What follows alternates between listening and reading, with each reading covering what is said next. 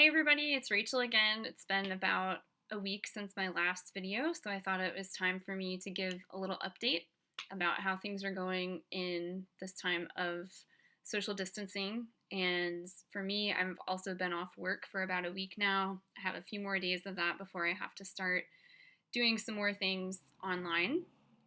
So I've been trying to make the most of my time of peace and quiet. And this morning, I actually decided to devote 15 minutes of time to just listening without an agenda. And I was getting a little bit frustrated because my thoughts kind of were tumbling around all over the place, and I felt like I wasn't really getting what I was hoping to get from that time until about the last minute of my time of listening and reflection. And what happened was I changed my seating position. So I was sitting on our couch facing out the window, and instead I turned myself, and I happened to be looking at my breakfast plate, which was empty because I had eaten breakfast before this started. And as I looked at my breakfast plate, the words "take and eat" came to me and just kind of got stuck in my head. So I decided to get out my Bible app and I put that phrase in the search bar. Come to find out, there are a ton of references to that phrase or similar phrases, or the basic premise that God frequently commands his people to eat and to eat what he has provided for them. And we see this as far back as Genesis, when God puts Adam and Eve in the garden and he gives them food to eat. He tells them which trees are good for eating fruit from and which ones are not. And we all know what happens, with that whole scenario.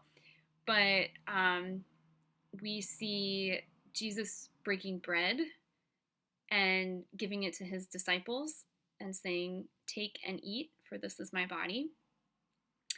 Right?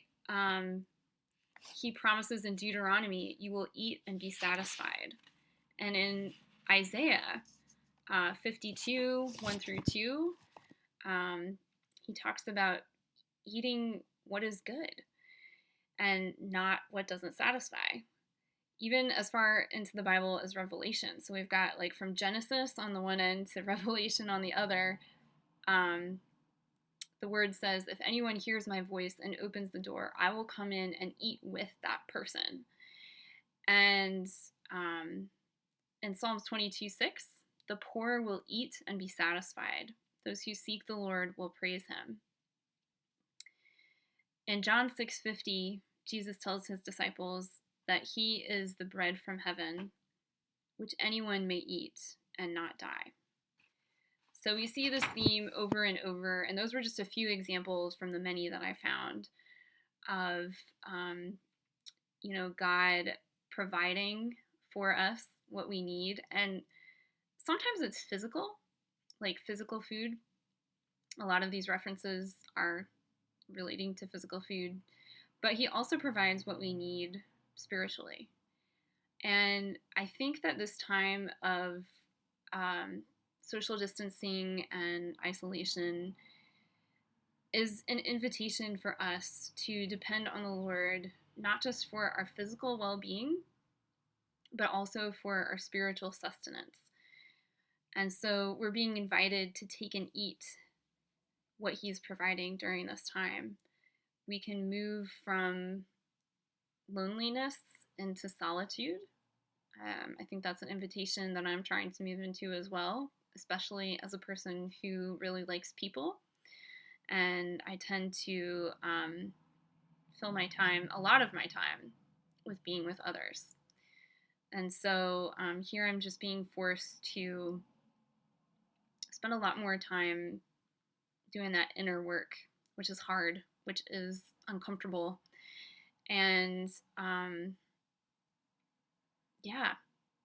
it's not always fun, but I think it's so necessary. And I think that this time is such a gift. And so I just want to encourage you to maybe embrace this moment and push into that silence and isolation that we are currently being forced to live in, and see what happens. Maybe set aside 10 to 15 minutes a day just to listen and see what you hear. Maybe write that down. Maybe share it with someone else. Give them a phone call or a FaceTime or something, and just share what you're learning. But yeah, that's kind of my message for today is take and eat what he's providing and trust that he knows our needs and he's going to continue to sustain us no matter what happens.